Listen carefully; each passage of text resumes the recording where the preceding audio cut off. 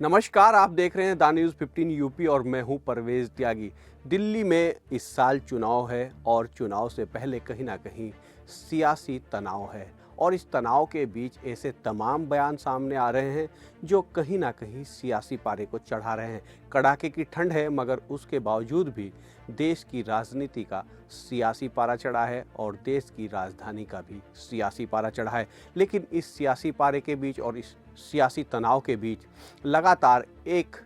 तरफ से जो बयानों की बौछार हो रही है वो बौछार है कवि कुमार विश्वास के बयानों को लेकर। उनके बयानों को लेकर लगातार चर्चाएं हैं और उनके बयानों की जो बौछार है वो कहीं ना कहीं सीधे तौर पर मुसलमानों को टारगेट करती हुई, मुसलमानों को निशाने पर लेती हुई उनके खिलाफ निशाना साधते हुए कुमार विश्वास दिखाई दे रहे हैं। उनके बयानों की चर्चाएं, तमाम तरह की चर्चाएं राजनीतिक हलकों से लेकर सामाजिक हलकों में भी है। कहीं ना कहीं सभी जगहों पर कुमार विश्वास के बयानों को लेकर आजकल खूब चर्चाएं हो रही हैं। चर्चाएं होने की वजह यह है कि अचानक बैठे बिठाए एक कवि को आखिर हो क्या गया है जो उन्होंने लगातार एक के बाद एक मुसलमानों को टारगेट पर ले लिया है। इस टारगेट पर लेने की क्या बड़ी वजह है, क्यों टारगेट पर ले रहे हैं कुमार विश्वास, इसी को लेकर कहीं ना कहीं लोग चर्चा करते हुए दिखाई दे रहे हैं। हालांकि हम आपको बता दें कि कुमार विश्वास का राजनीतिक बैकग्राउंड रहा है और कुमार विश्वास के बारे में कहा जाता है कि वो छात्र राजनीति में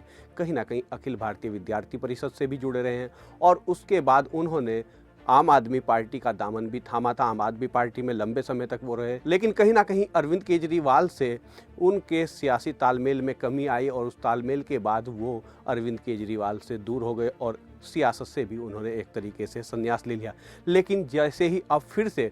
कुमार विश्वास लगातार बयान दर बयान दे रहे हैं और उस बयानों के बाद अब ये चर्चा तेज होने लगी है कि कहीं ना कहीं भारतीय जनता पार्टी के नज़दीक कुमार विश्वास जाते हुए दिखाई दे रहे हैं। अगर हम बात दिल्ली की करें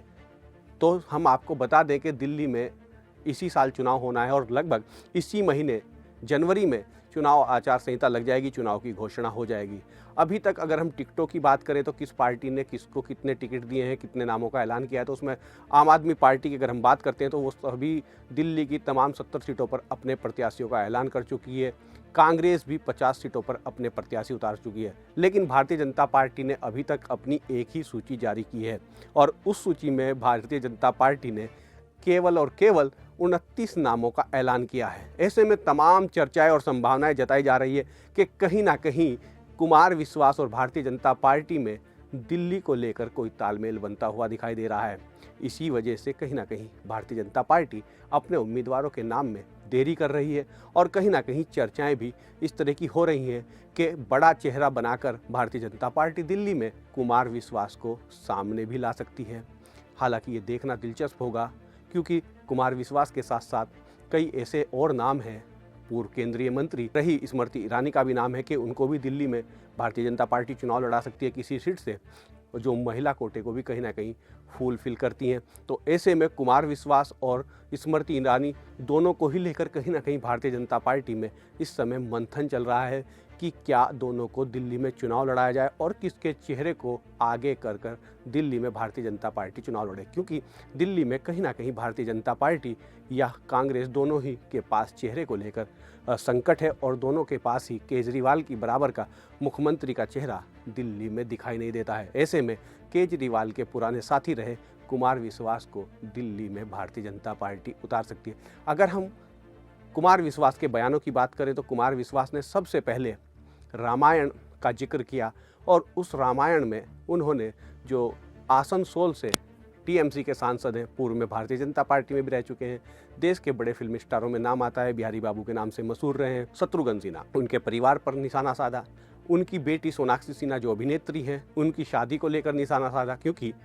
शत्रुघ्न सिन्हा की बेटी जो सोनाक्षी सिन्हा है उन्होंने एक कारोबारी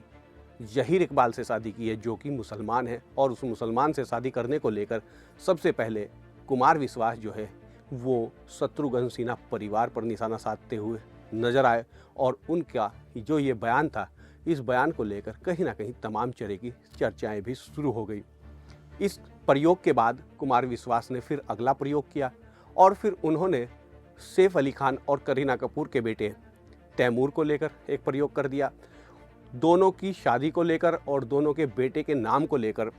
सैफ अली खान और करीना कपूर के, उस पर भी कुमार विश्वास मंच से तंज कसते हुए दिखाई दिए। और अब इसके बाद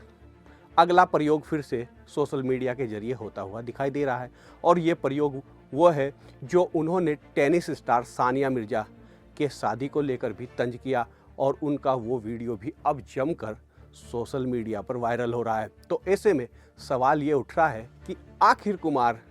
मुसलमानों को निशाने पर लेकर या मुसलमानों पर निशाना साधकर आखिर किसका विश्वास जीतना चाहते हैं? आखिर इस तरीके के बयान एकाएक अचानक क्यों कुमार विश्वास देते हुए नजर आ रहे हैं, और क्यों कुमार विश्वास ने मुसलमानों को लेकर कहीं ना कहीं बयानबाजी को तेज कर दिया है? आखिर इसके जरिए क्या संदेश कुमार जो है विश्वास में लेकर जनता को देना चाहते हैं, और क्या इन बयानों का विश्वास जनता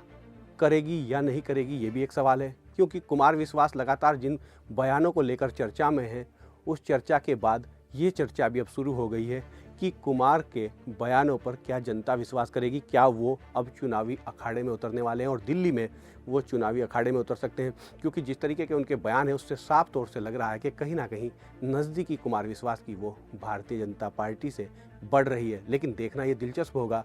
कि भारतीय जनता पार्टी कुमार पर विश्वास जता पाती है या नहीं जता पाती है, या फिर कुमार जो है वो भारतीय जनता पार्टी की राजनीति पर विश्वास जता पाते हैं या नहीं जता पाते हैं। तो दोनों में ही कहीं ना कहीं बातचीत तो है, ऐसी तमाम चर्चाएं हैं, ऐसी तमाम संभावनाएं हैं, लेकिन अभी भी विश्वास की कमी है, और वो विश्वास की कमी कहीं ना कहीं सम्मान से जुड़ी हो सकती है, कहीं ना कहीं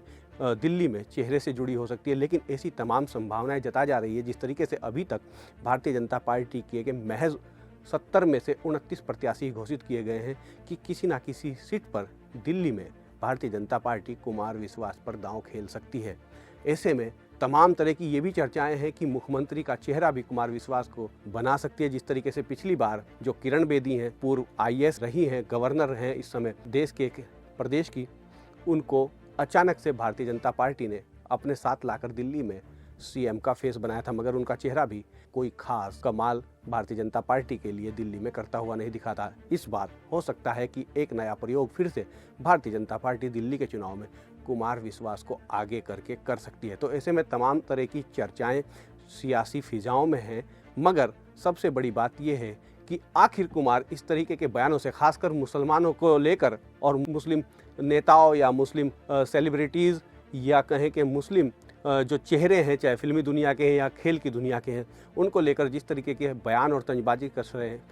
उससे आखिर वो किसको खुश करना चाहते हैं, और आखिर इसके पीछे की उनकी मंशा क्या है, और वो किसका विश्वास जीतने में लगे हैं। यही एक बड़ा सवाल सबके जहन में है, सबके मन में है। क्योंकि कहीं ना कहीं ऐसी बातें भी सामने आ रही हैं छन छन कर कि अब कुमार विश्वास की जो है वो सियासी महत्वाकांक्षाएं बढ़ने लगी हैं, और उन महत्वाकांक्षाओं को पूरा करने के लिए कुमार विश्वास जल्द ही भारतीय जनता पार्टी का रुख कर सकते हैं। तो ऐसी तमाम खबरों के लिए, ऐसे तमाम विश्लेषण के लिए आप लगातार देखते रहिए द न्यूज़ 15 UP। नमस्कार।